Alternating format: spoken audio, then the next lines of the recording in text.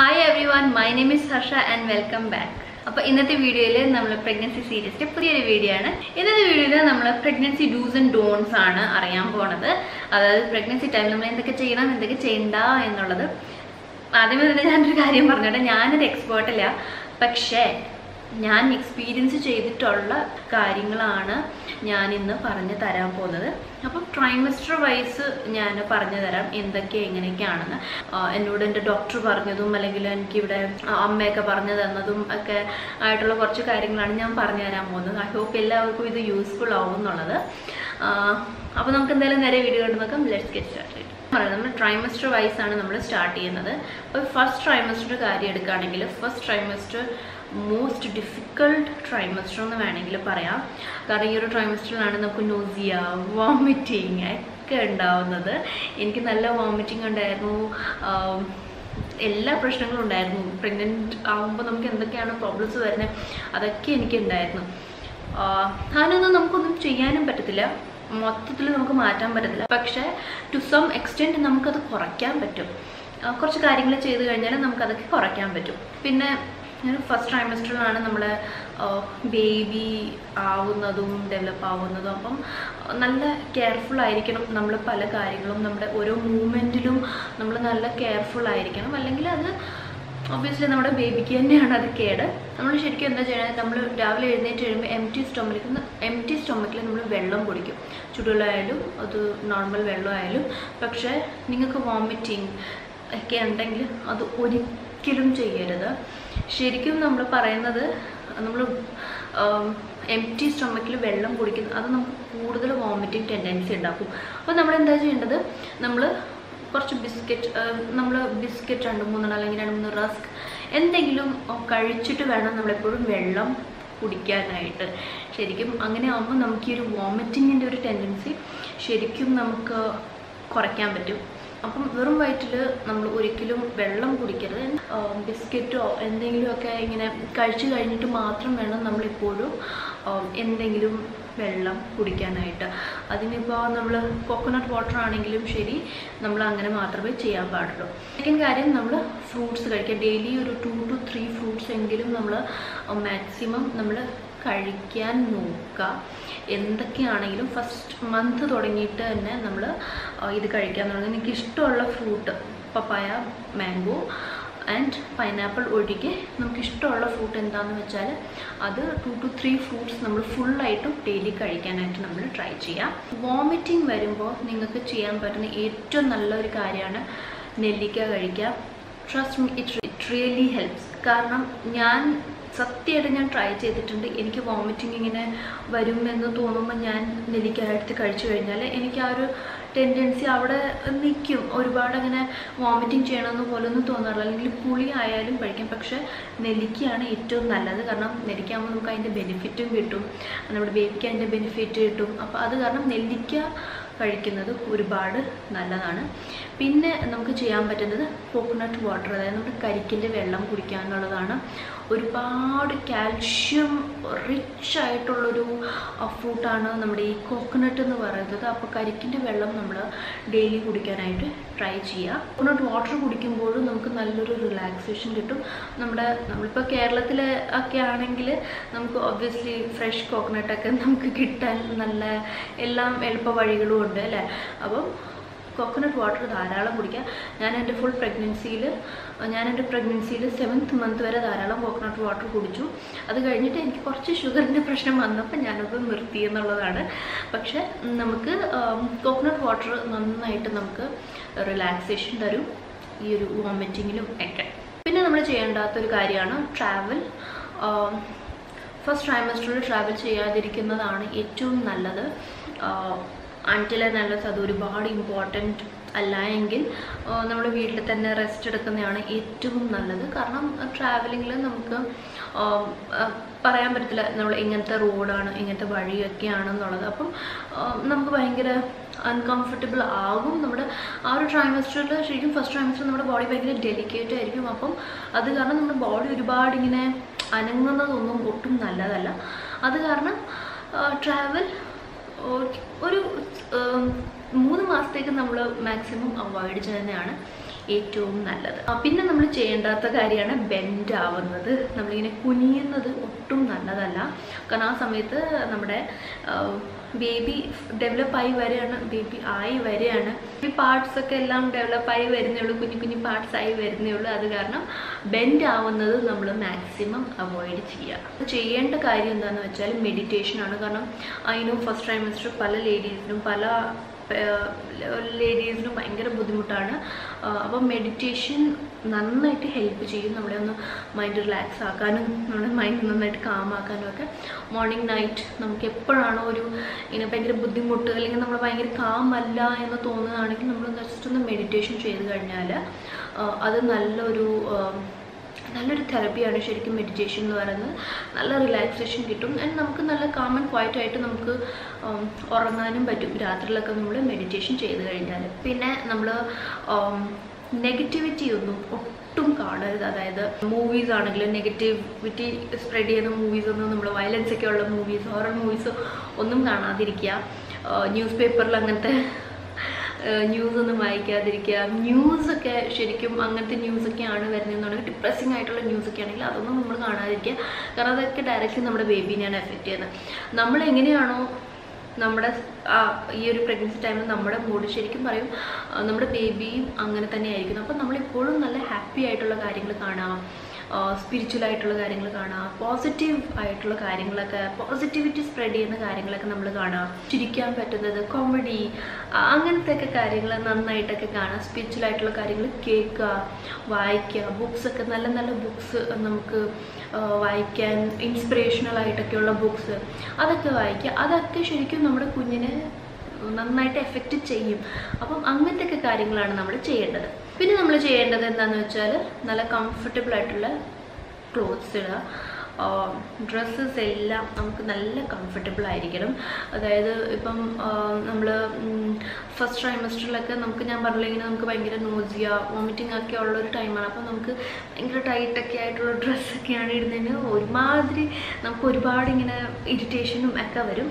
അത് കാരണം നമ്മൾ നല്ല ലൂസായിട്ടുള്ള ഡ്രസ്സസൊക്കെ ഇടുക. വീട്ടിൽ തന്നെയാണ് നിൽക്കുന്നതെന്ന് നമ്മൾ ഫ്ലോയി ആയിട്ടുള്ള ഡ്രസ്സസ് ഇടുക, നൈറ്റീസ് ഇടുക, അതൊക്കെയാണ് മാക്സീസ് ഇടുക, അതൊക്കെയാണ് ഏറ്റവും നല്ലത്. ഇങ്ങനെ ഒരുപാട് ടൈറ്റ് ആയിട്ടുള്ള കാര്യങ്ങളൊക്കെ ഇടുകയാണെങ്കിൽ നമുക്ക് തന്നെയായിരിക്കും അതിൻ്റെ അൺഈസിനെസ് വരുന്നത്. അപ്പം നല്ല കംഫർട്ടബിൾ ആയിട്ടുള്ള ക്ലോത്ത്സ് ഇടാനായിട്ട് നമ്മൾ ഫസ്റ്റ് ട്രൈമസ്റ്ററിൽ ട്രൈ ചെയ്യുക. ഇനി നമുക്ക് സെക്കൻഡ് ട്രൈമസ്റ്ററിനെ കുറിച്ചിട്ട് പറയാനാണെങ്കിൽ 4, 5, 6 ഇതാണ് നമ്മുടെ സെക്കൻഡ് ട്രൈമസ്റ്റർ എന്ന് പറയുന്നത്. ഏറ്റവും നല്ല ടൈമാണ് സെക്കൻഡ് ട്രൈമസ്റ്റർ എന്ന് പറയുന്നത്. നമ്മൾ ഏറ്റവും ആക്റ്റീവ് ആയിട്ടിരിക്കുന്ന ടൈമുമാണ് ഈ ഒരു ട്രൈമസ്റ്റർ എന്ന് പറയുന്നത്. ഞാൻ ഈ ഒരു സെക്കൻഡ് ട്രൈമസ്റ്ററിൽ നല്ല ആക്റ്റീവ് ആയിരുന്നു. ട്രൈമസ്റ്ററിൽ നമുക്ക് ഭക്ഷണമൊക്കെ ഇഷ്ടം പോലെ എല്ലാം കഴിക്കാൻ പറ്റും. ഇഷ്ടമുള്ള ഭക്ഷണം നമുക്ക് കഴിക്കാൻ പറ്റും. നമുക്ക് ക്രേവിങ്സ് വന്ന് തുടങ്ങും. അപ്പം നമുക്ക് ഇഷ്ടമുള്ള ഭക്ഷണമൊക്കെ കഴിക്കാം. Iron, calcium and protein rich food നമ്മൾ കഴിക്കാനായിട്ട് ട്രൈ ചെയ്യുക. ബദാം കഴിക്കാം. ബദാം നമ്മളൊരു 4 to 5 ബദാം നമ്മൾ സോക്ക് ചെയ്യുക, ഓവർനൈറ്റ് സോക്ക് ചെയ്യുക, രാവിലെ കഴിക്കുക. ദെൻ നമുക്ക് എഗ്സ് കഴിക്കുക. ഗ്രീൻ ലീഫി വെജിറ്റബിൾസ് ഇഷ്ടം പോലെ നമ്മൾ കഴിക്കുക. സാലഡ്സ് ഇഷ്ടം പോലെ നമ്മൾ കഴിക്കുക. ജ്യൂസിൻ്റെ ഇൻടേക്ക് നമ്മൾ കൂട്ടണം. ജങ്ക് ഫുഡ് ടോട്ടലി അവോയ്ഡ് ചെയ്യാം. ഐ നോ ഈ ഒരു ടൈമിൽ നല്ല ക്രേവിങ്സ് ആണോ, എനിക്കും ഉണ്ടാവാറുണ്ട്. പക്ഷെ നമ്മൾ ജങ്ക് ഫുഡ് അല്ലെങ്കിൽ സ്ട്രീറ്റ് ഫുഡ് കഴിച്ചിട്ട് ഫുഡ് പോയ്സണിങ് എങ്ങാണോ ആയി കഴിഞ്ഞാൽ പിന്നെ അതിന് നമുക്ക് മരുന്ന് പോലും കഴിക്കാൻ പറ്റില്ല. കാരണം നമ്മൾ പ്രഗ്നൻ്റ് ആണ്, നമുക്ക് അനാവശ്യമായിട്ടുള്ള മരുന്നൊന്നും ഈ സമയത്ത് കഴിക്കാൻ പറ്റത്തില്ല. അപ്പം നമുക്ക് എന്തെങ്കിലും ഇങ്ങനെ ആഗ്രഹങ്ങൾ തോന്നുകയാണെങ്കിൽ ചിലപ്പോൾ നമുക്ക് ബർഗർ കഴിക്കാൻ തോന്നും, എന്തെങ്കിലും ഇങ്ങനെ സ്ട്രീറ്റ് ഫുഡൊക്കെ എന്തെങ്കിലും കഴിക്കാൻ തോന്നുകയാണെങ്കിൽ വീട്ടിൽ തന്നെ ഉണ്ടാക്കി കഴിക്കുക. അതാണ് ഏറ്റവും നല്ലത്. എസ്പെഷ്യലി ഒരു കൊറോണയുടെ ടൈമിലൊക്കെ നമ്മൾ പുറത്തുനിന്നൊന്നും കഴിക്കാതിരിക്കുന്നത് തന്നെയാണ് ഏറ്റവും നല്ലത്. അപ്പോൾ നമ്മൾ വീട്ടിൽ തന്നെ ഉണ്ടാക്കി എങ്ങനെയെങ്കിലുമൊക്കെ ഒപ്പിച്ച് നമ്മൾ വീട്ടിൽ തന്നെ കഴിക്കാനാണ് ട്രൈ ചെയ്യുക. അതല്ല നമുക്ക് അത്രയ്ക്കും ഭയങ്കര ആഗ്രഹം തോന്നുന്നുണ്ടെങ്കിൽ നമുക്ക് അത്രയും വിശ്വാസമായിട്ടുള്ളൊരു കടയിൽ നിന്ന് മാത്രം വാങ്ങിച്ച് കഴിക്കുക. വൺസ് ഇൻ എ വൈൽ മാത്രം. എപ്പോഴും ജങ്ക് ഫുഡ് കഴിക്കുന്നതും നമ്മുടെ ബേബിക്ക് നല്ലതല്ല. കാരണം ബേബി പുറത്ത് വരുമ്പോൾ ജങ്ക് ഫുഡ് മാത്രം പറഞ്ഞുകൊണ്ടിരിക്കുമായിരിക്കും. അപ്പം അതിന് നമ്മൾ ഏറ്റവും ഹെൽത്തി ആയിട്ടുള്ള ഭക്ഷണമൊക്കെ കഴിക്കുക. സ്പ്രൗട്ട്സ് ഒക്കെ കഴിക്കുക, അതൊക്കെ ഭയങ്കര നല്ലതാണ്. സ്പ്രൗട്ട്സിൻ്റെ സാലഡൊക്കെ ഉണ്ടാക്കി കഴിക്കുന്നത് ഒരുപാട് നല്ലതാണ്. നല്ല ന്യൂട്രീഷണൽ ആയിട്ടുള്ള ഭക്ഷണമൊക്കെ നമ്മൾ ഈ ഒരു ടൈമിൽ കഴിക്കാനായിട്ട് ട്രൈ ചെയ്യാം. പിന്നെ നമ്മൾ ഈ ഒരു 4th month തുടങ്ങിയിട്ട് വാക്ക് ചെയ്യാനായിട്ട് ചെറിയ രീതിയിൽ വാക്ക് ചെയ്യാനായിട്ട് ചെയ്യാനായിട്ട് ട്രൈ ചെയ്യുക. ചിലവർക്ക് അതിനോ ബെഡ് റെസ്റ്റ് പറഞ്ഞിട്ടുണ്ടാവും. ഈ 4th മന്ത് വരെ എനിക്ക് ബെഡ് റെസ്റ്റ് ആയിരുന്നു. 5th മന്ത് തുടങ്ങിയിട്ട് ചെറുതായിട്ട് എക്സസൈസ്, യോഗ, വാക്കൊക്കെ ചെയ്യാനായിട്ട് ഡോക്ടർ പറഞ്ഞായിരുന്നു. അപ്പം ഞാൻ 5th മന്ത് തുടങ്ങിയിട്ടാണ് യോഗ ചെയ്യാൻ തുടങ്ങിയതൊക്കെ. അപ്പം നമുക്കൊരു പ്രശ്നവും ഇല്ല, നമ്മളെല്ലാം ഓൾ ഓക്കെ ആണെങ്കിൽ നമ്മൾ 4th മന്ത് തുടങ്ങിയിട്ട് ഒരു 20 to 30 മിനിറ്റ്സ് വാക്ക് ചെയ്യാനായിട്ട് ട്രൈ ചെയ്യുക രാവിലെ ആൻഡ് ഈവനിങ്. രാത്രിയിൽ നമ്മൾ ഭക്ഷണമൊക്കെ കഴിച്ച് കഴിഞ്ഞിട്ട് വാക്ക് ചെയ്യുന്നത് ഒരുപാട് നല്ലതാണ്. നമുക്ക് നല്ല സുഖമായിട്ട് ഉറങ്ങാൻ പറ്റും. ഡൈജഷൻ്റെ ഫങ്ഷനൊക്കെ നന്നായിട്ട് നടക്കുകയും ചെയ്യും. അപ്പം വാക്കിംഗ് നമ്മൾ എൻഡ് മന്ത് വരെ ചെയ്യുന്നത് ഒരുപാട് നല്ലതാണ്. 5th മന്ത് തുടങ്ങിയിട്ട് നമ്മൾക്ക് കുറച്ച് വയറൊക്കെ വന്നു തുടങ്ങും. അപ്പം നമ്മൾ എന്താ ചെയ്യേണ്ടതെന്ന് വെച്ചാൽ ഒരു 1 സൈസ് അല്ലെങ്കിൽ 2 സൈസ് കൂടുതൽ ആയിട്ടുള്ള ഡ്രസ്സ് നമ്മൾ വാങ്ങിക്കേണ്ടി വരും ഈ ഒരു ടൈമിൽ. കാരണം നമുക്ക് ഒബ്വിയസ്ലി പഴയ ഡ്രസ്സസൊക്കെ നമ്മുടെ ടൈറ്റ് ആയിട്ടുണ്ടാവും.